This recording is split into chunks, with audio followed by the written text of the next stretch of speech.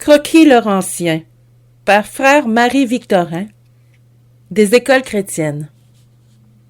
Nihil obstat, Marianapolis, 10 mai 1920, E. Hébert, censeur, Librorum. Permis d'imprimer, Montréal, le 14 mai 1920, FX de la Durantais, VG. Le vieux Longueuil.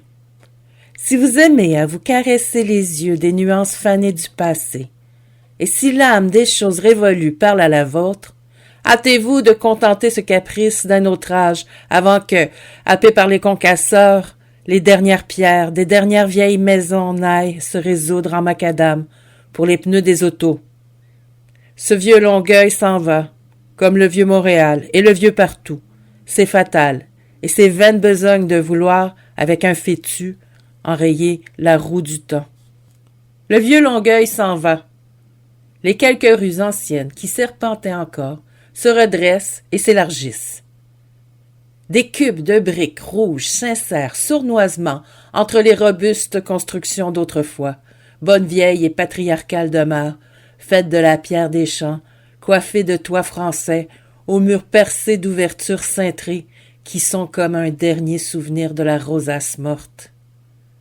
Nos vieilles maisons portent alertement, sur leurs flancs de cailloux, la pâtée ambrée d'un siècle qui a vieilli tant de choses.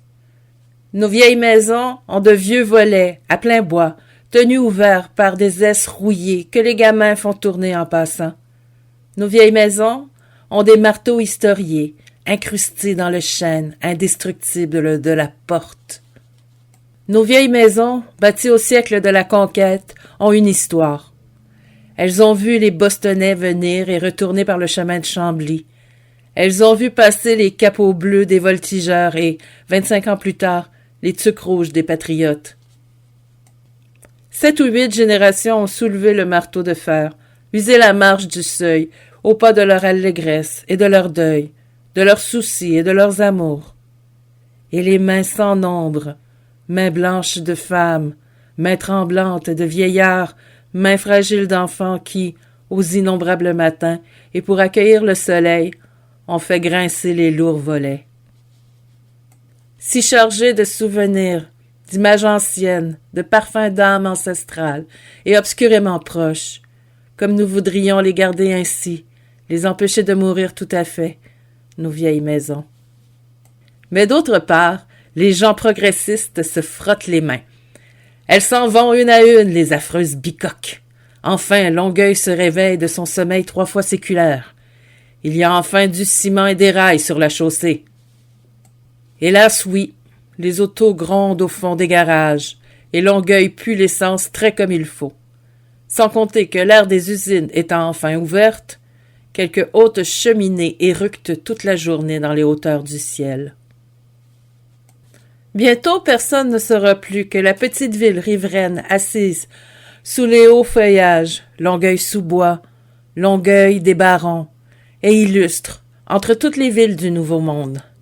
On oubliera que la grande maison de pierre qui faisait autrefois, du côté de l'est, l'angle du chemin de Chambly et du bord de l'eau, abrita un berceau où s'éveillèrent à la vie toute une phalange de conquistadors et de faiseurs de pays, qui, sur tout le continent, ont promené leurs épées solidement tenues et attachées à la grande aventure coloniale de la France, un immortel reflet d'épopée.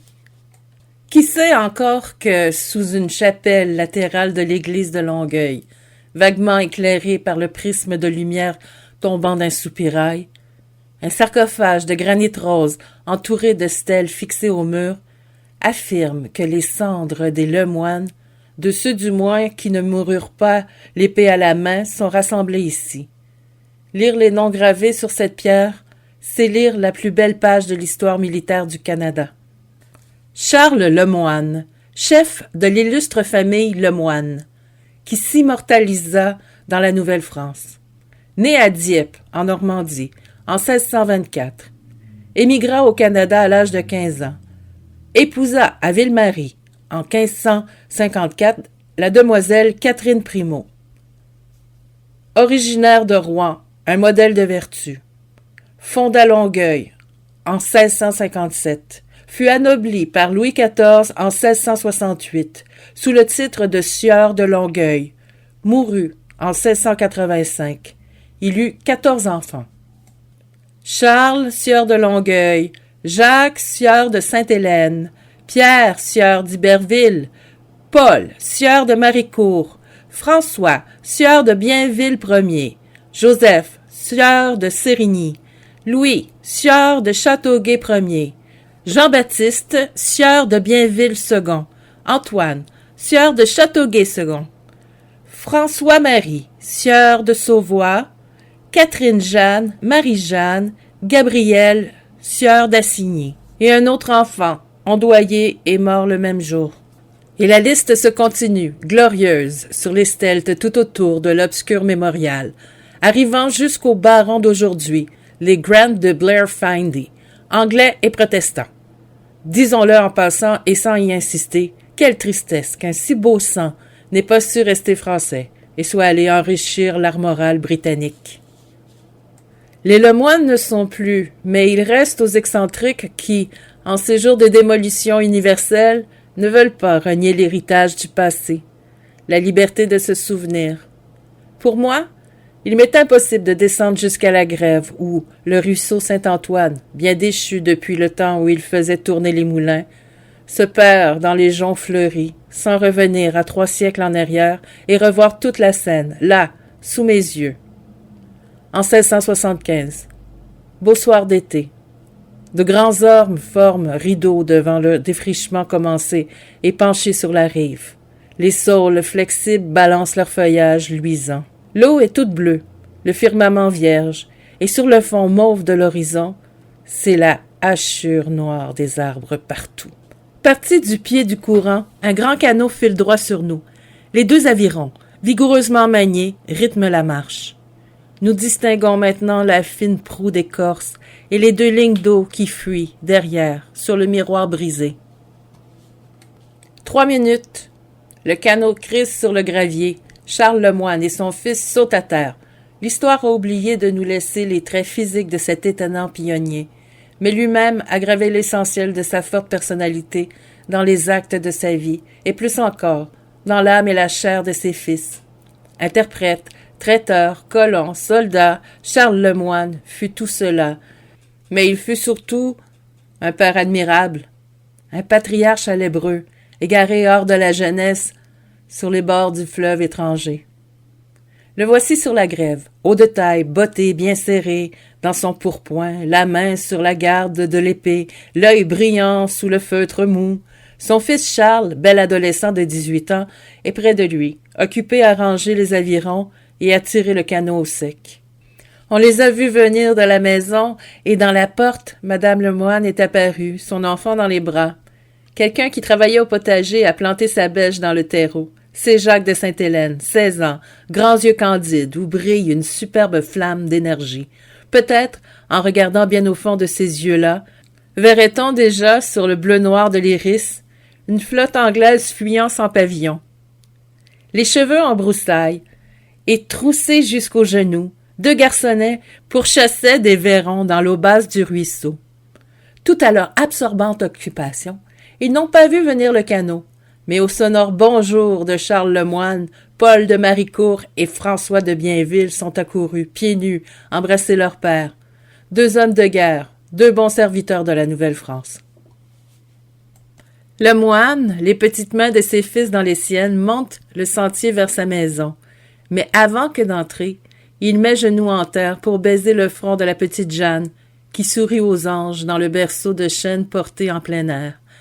Ce devoir rempli envers le dernier venu du ciel, il embrasse l'épouse, prend le bébé dans ses bras robustes, et vient s'asseoir au foyer où François de Sauvolle et Joseph de Sérigny sautent sur ses genoux.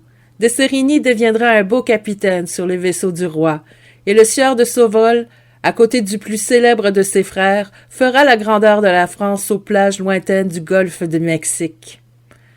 Le moine, tout à la douceur du soir, narre à sa femme les événements survenus à Ville-Marie depuis quelques jours. Départ de missionnaires pour les pays d'en haut, arrivée de vaisseaux du roi ou de canots de traite, travaux de M. de Chemédy, Derniers actes passés par devant messire Benign Basset. Mais où donc est Pierre? Parti tout seul dans son canot à l'aube. Je crains toujours à le voir s'aventurer ainsi hors de la portée des canons de Ville-Marie. S'il fallait que... À 14 ans, c'est un homme. J'ai parlé aujourd'hui au capitaine du vaisseau du roi. Il veut bien le prendre comme garde-marine. Pierre y servira vaillamment, j'en suis sûr. Un coup de mousquet qui claque dans l'air, plus dense du soir, du bruit, des cris, jetant sur le chenet 2 gros castors, Pierre d'Iberville, rouge et suant, vient embrasser son père. Il a déjà l'œil corsaire. Le nez court donne au visage une expression de malice qui sera bientôt de l'audace et fera de lui le plus terrible homme de guerre du Nouveau Monde. D'Iberville, des forts qui s'écroulent, des caravelles anglaises éventrées qui sombrent, le drapeau fleur-d'Élysée courant au pas de charge, du pôle à l'équateur. Pierre, mon fils, grande et bonne nouvelle. Je dînais aujourd'hui sur le vaisseau du roi où tu entreras demain comme garde-marine. Tu as 14 ans. À cet âge, les Lemoine sont des soldats. Tu vas donc servir Sa Majesté très chrétienne. Aie souvenance qu'un bon Français ne capitule jamais devant l'ennemi de la France. Et la voix de la mère très douce. Et n'oublie pas d'être toujours fidèle à Dieu, et de dire tes patenôtres, et de prier la Benoîte Vierge du Bon Secours, qu'elle t'ait toujours en sa sainte garde. Sur le seuil, des palourdes résonnent. Michel Dubuc, Pierre Benoît, Jacques Trudeau viennent saluer leur Seigneur. On approche des escabeaux, et le cercle se forme à la lueur des bougies allumées sur le manteau de la cheminée. On discourt sur l'état des moissons, sur le temps qu'il fait et qu'il fera, sur le progrès du défrichement et la santé des familles. On parle aussi de la grande rivière que viennent de découvrir le père Marquette et Louis Joliette, de l'immense et fabuleux empire dont ils viennent de doter la France. Le son de la cloche lointain, porté sur les eaux, le couvre-feu de Ville-Marie.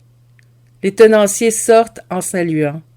Devant le crucifix de bois pendu au mur, le moine s'agenouille avec ses enfants, près de son épouse dont la main balance le berceau de chêne. Et la voix mâle du patriarche de la Nouvelle-France commence le Notre Père. Au dehors, la nuit est délicieuse. Les feuillages bruissent. Le flot se repose et les grillons plasmodient sous les étoiles pâles. Que votre règne arrive. Les mains bien jointes sur le coin de la table, Pierre d'Iberville ne voit plus le crucifix, ni l'estampe de la Benoîte Vierge. Il est déjà sur les flots bleus, flamme à la drisse, courant les léopards.